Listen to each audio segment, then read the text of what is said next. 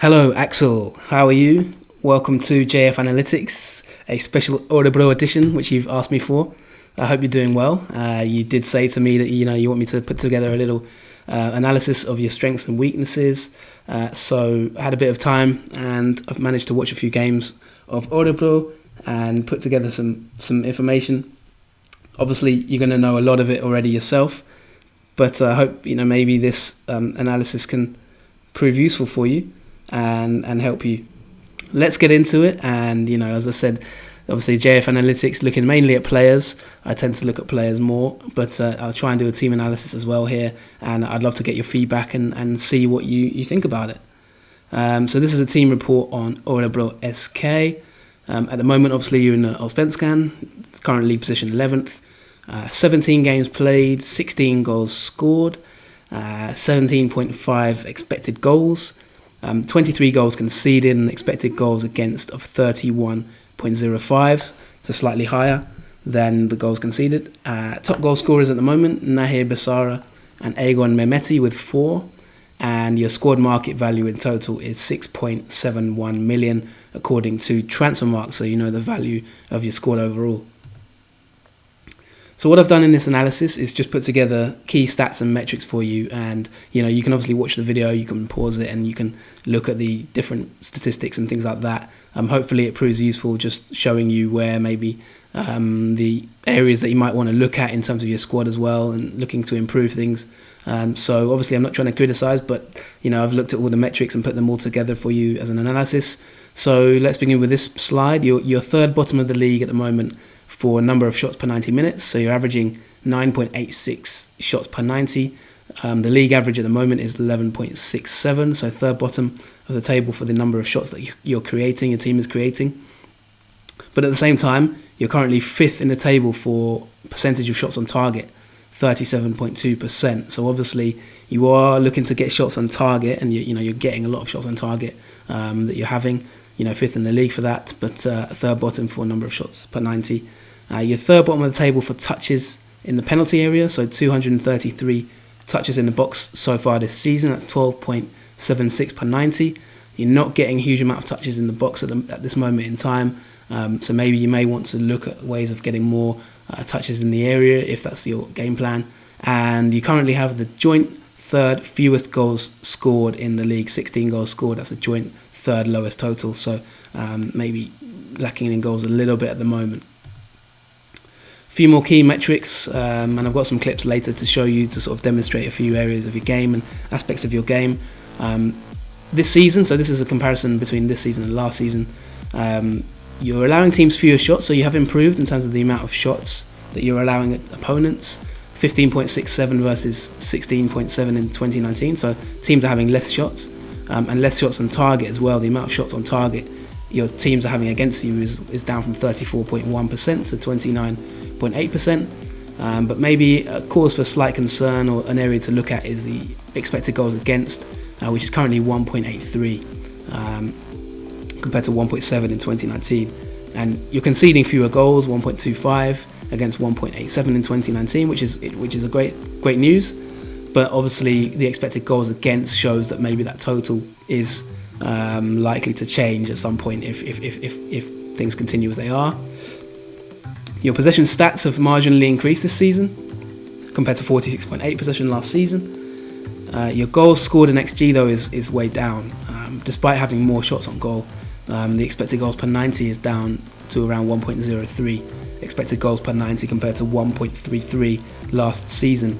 This suggests, as I've said here, that forwards may be not getting into good shot positions, or either that or they're not having good goal scoring opportunities created for them. You're not, the XG, the positions you're taking shots maybe is not as good. The chances are not as good as they were in 2019 maybe. Few more key stats and metrics. So you're bottom of Allsvenskan for expected goals against, 31.05 expected goals against compared to your 23 conceded. The team has conceded the most shots of any team in Allsvenskan, 282 shots conceded. So defensively, there is a slight maybe cause for concern there, something to address. Obviously, the amount of goals you're expected to concede and the amount of shots teams are having against you is probably higher than you may want it at this moment in time. So maybe a tightening defensively is something you wish to look at. So in summary, just to lay it all out for you, and we're going to analyse maybe areas you can improve, but just to lay it all out, the team is currently averaging less than 1 goal per game, and the team, based on expected goals, should be conceding more goals than they currently are. So you're maybe just getting a little bit away with it at this moment in time for various reasons, with the amount of shots you're conceding. A few other areas to look at, so other key metrics. You've got the fewest crosses from the left-hand side of any team in Allsvenskan.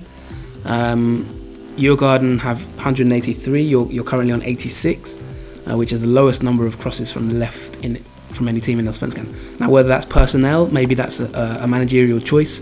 Maybe you've decided that's how you want your team to play.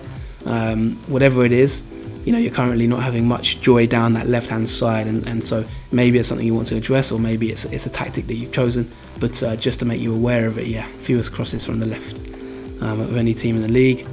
And you also have the lowest number of corners per game of any team in the league, and you're conceding more corners than any other team in Allsvenskan. So in terms of corners, if you're looking to work on set pieces, then you may want to look at sort of how to get more corners for your team and also concede fewer corners. But let's look at some positives. Obviously, let's look at some strengths that you have of the team, and there are some strengths, of course. One of the things I think I've identified in watching your games, the team has patterns of play in place, a desired style about it. You've gone for the 4-4-2 shape, which is working quite well. You've got a fair structure about your team. I think one thing you'll be happy about is maybe when the team is allowed time on the ball in the centre of midfield, you've got players that can pick out passes and through balls. The likes of Gerzic and Bansara, if you give them time on the ball, they can damage teams when they get possession. You've got a competitive squad with good Allsvenskan experience. Your average age compared to every team in Allsvenskan, you're about 7th or 8th in the table. So you've got a fairly experienced squad in terms of the oldest teams in the league. But there's also some good youth coming through, the likes of Hussein Ali and others like that. So it's a competitive squad, and it's well balanced in terms of experience overall. And you'll be pleased to know as well, you've got really committed defenders. Your team is number 1 in Allsvenskan for shots blocked. So you may be conceding a lot of shots, but you're also blocking a lot of shots as well. So the defenders are putting their body on the line in that area. The team is in the top 6 in the league for dribble success percentage. So when you're 1v1, you're doing quite well compared to the rest of the teams. You're just above mid-table, 6th in the league. That's something to be positive about. You've got some players there that can dribble and beat their man. The highest number of shots blocked in the league, as I said, so the team gets its body in the way of shots. You're doing very well there. And then 2 players that I've highlighted in terms of creativity. David Seeger is averaging 0.33 assists per 90, and Hussein Ali 0.31 assists per 90. So in the offensive phase, things look quite promising from those 2 players, and maybe they're 2 players that you might want to integrate into the team a bit more as time goes on. They're doing quite well in the offensive phase this season. This is the team that you normally play. Obviously, already. I don't need to tell you that. But 4-4-2. In the last few weeks, you've had Ali and Hiertstrand playing a little bit more than Kevin Wright and Granlund, for example, for various reasons, whether it's injury. Bjorndal, obviously, up front. Seger coming into the team a little bit more, but that's your general team shape. And this is just an example of one of the things that you do quite well in terms of creativity. So, as I mentioned, just one clip that we put here, when allowed time on the ball, David Seger there, really good. When he gets time on the ball, he can create, which he does here for David Seger, who's in really good form. So I've looked at different phases of play to analyse your team. So we'll start with the build-up play. I've noticed in your build-up play, the centre-backs, when they receive possession from the goalkeeper, Janssen, they tend to go to the full-backs. The right-sided centre-back tends to go to the right back. The left-sided centre-back tends to go to the left back, whether that's Kevin Wright, Hiertstrand, sometimes Granlund. And the full-backs look to provide that width. Granlund and Wright. Meanwhile, the midfielders, the right midfield and the left midfield, sometimes come in field when you're in possession. This leaves space on the flanks for the fullbacks to push into.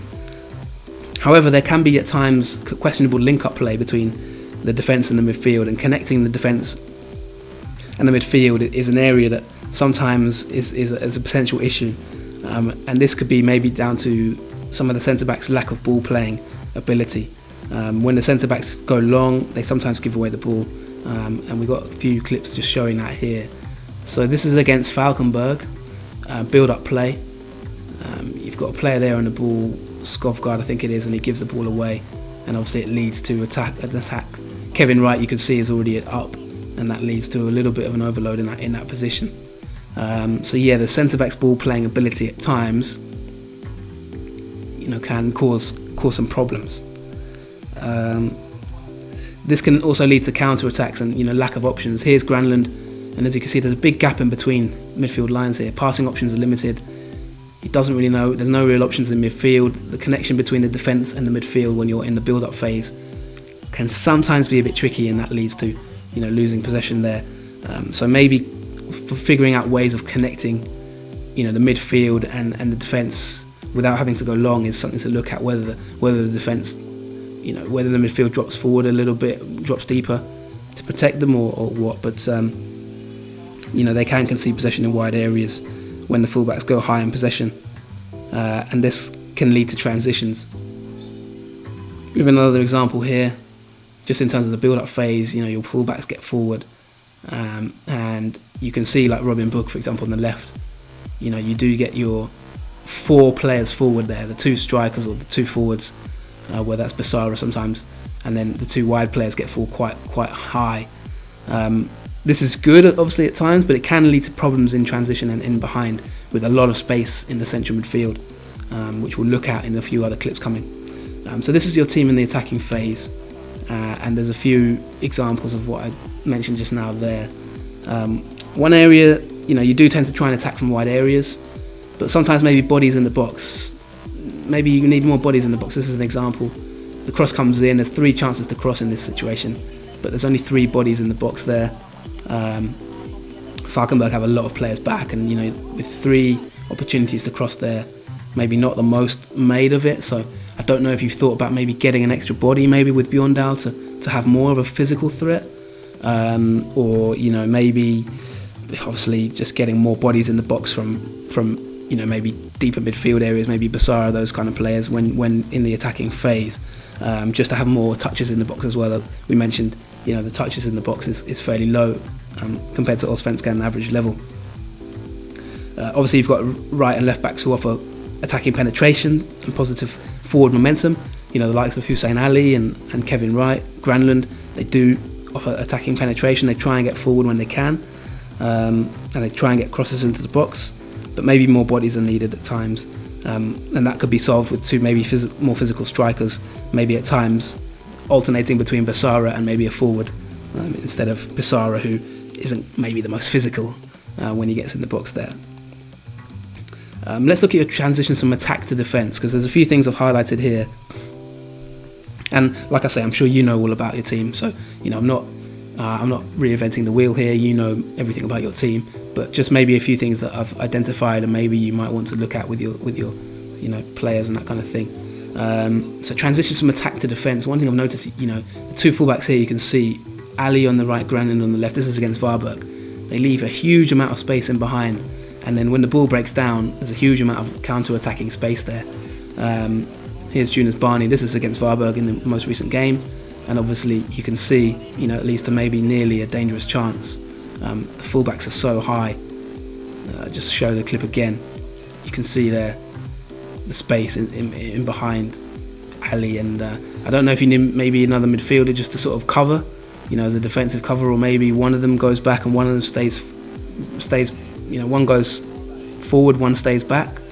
But it may be something to look at and consider, because with both of them pushing up, it leaves the centre backs quite exposed, especially when the midfield is high and loses the ball. Transitions from defence to attack, that's another area we've looked at and analysed, and this is another key area. Obviously sometimes when you win the ball back in midfield, as you do at times, you tend to go down the wing, and it's just a case of having bodies in the box and maybe crossing, just getting maybe better crosses when you do win the ball in those areas. Here you're quite compact, you close down well. You've got Jake Larsson pushing forward in the transition, but it's just maybe not enough either bodies in the box, or just the cross is lacking slightly to get those touches in the box that you need. So the final ball sometimes can be lacking, which I'm sure you already know, trying to get the ball to Bjorndal mainly, or the striker Mehmeti sometimes. In terms of defending, so I think the key thing with the defending is obviously that there can be gaps in central midfield, and those big gaps can be caused when either the fullbacks get really high up the pitch, or when you're pressing your sort of two wide players with a wide midfielders. They press very high on the fullbacks, and then they leave spaces as well. So I've got a few clips in terms of defending. Just a few areas you need to be maybe mindful of. This is against Falkenberg in the 2-1 defeat. So as you can see, you're pressing here, you're defending, you're in your shape quite well. And then what happens is obviously Robin Book comes forward, your wide midfielder. So they draw you out quite well here with the 3 centre-backs, and we stop the play here, and you've got 5 players there, all easily beaten with one ball. So you look at this, the goalkeeper, he's beating 5 men there with one ball upfield, and there's a massive overload. There's a 5v3 overload. They've bypassed the press, and they've got 5 against 3 space to attack into. The players don't get back quickly enough in midfield, and it nearly leads to a big chance. That ball in there, probably a better ball, and there's a big chance. So sometimes when the wide midfielders press, it just leaves. Sometimes they get sucked in, and it exposes the midfield and allows space. The other area in terms of defensive phase that I've identified, I'm sure again, like I say, I'm not an expert, you're an expert, but just here is an example of the defensive line. Sometimes it really needs to push up a bit quicker. In this game against Varberg, there's 3 opportunities here to push out, and they don't. The defensive line is really deep, and it allows a cross obviously into the box, right on the edge of your 6-yard box. In this case it's cleared, but as you'll see in a minute, and from the game, it leads to a goal at one point. So just look how deep they are in that situation. It's not just the fact that they're deep, but then they have there's a chance to clear there when the throw comes in.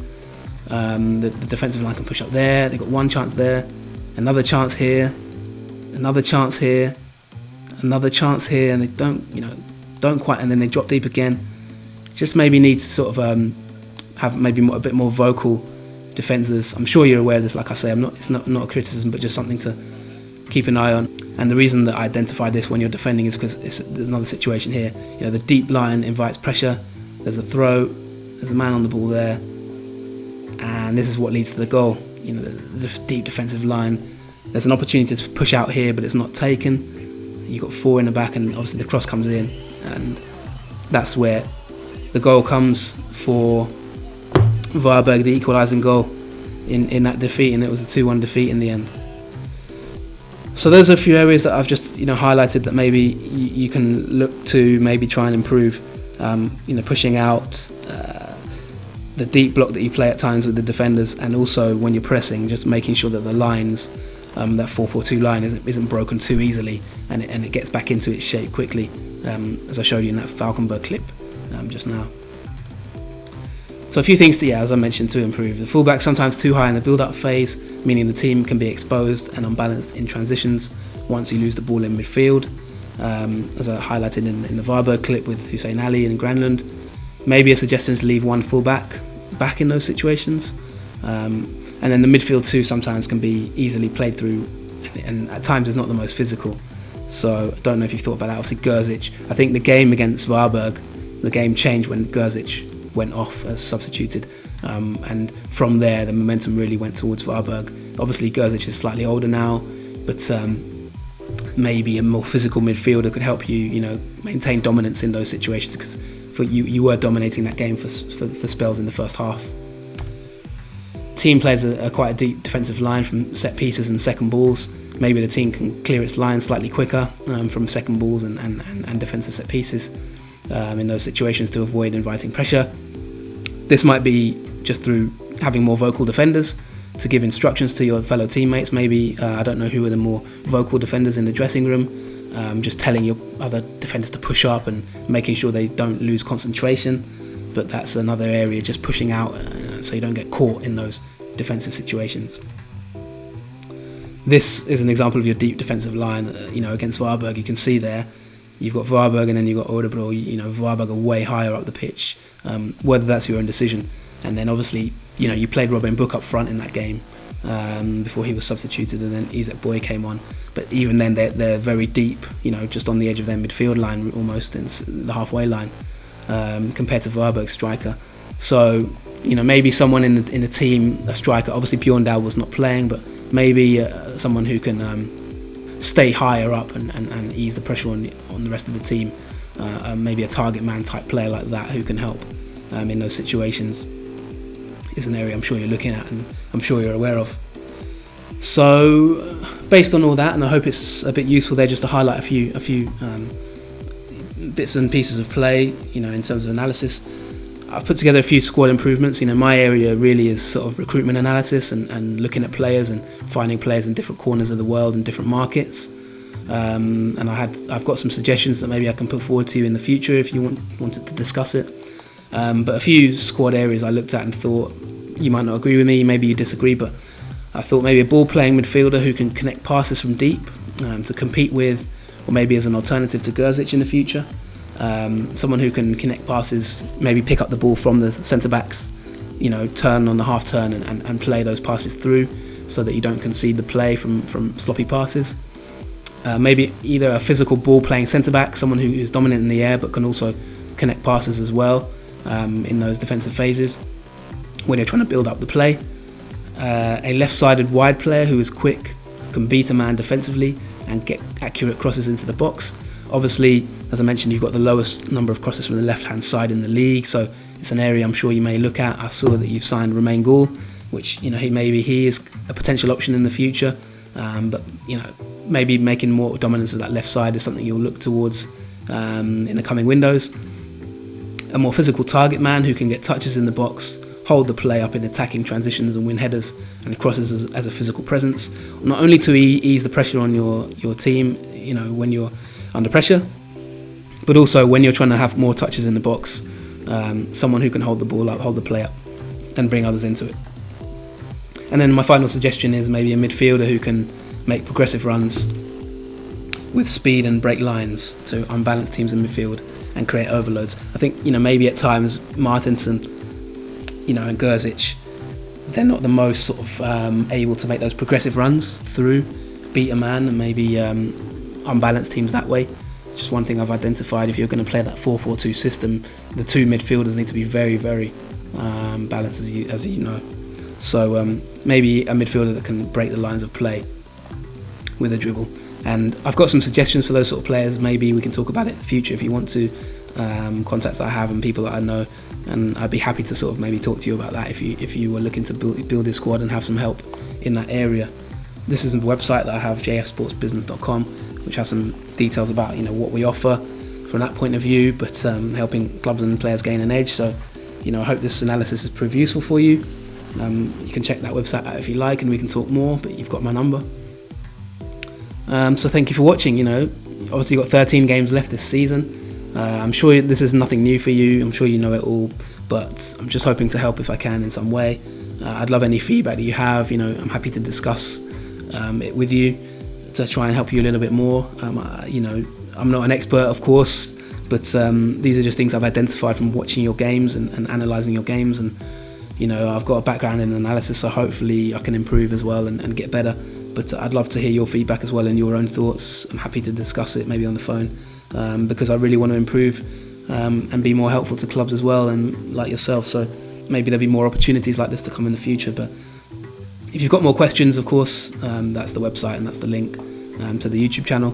But you've got my number, so thank you very much for watching. I really appreciate you giving me the opportunity to sort of do some analysis for you, and I hope it's a little bit useful for you and your team to sort of look at and maybe see one or two things that maybe already but just needed reinforcing. So thanks a lot. We'll keep in touch, and good luck for the coming games. Goodbye.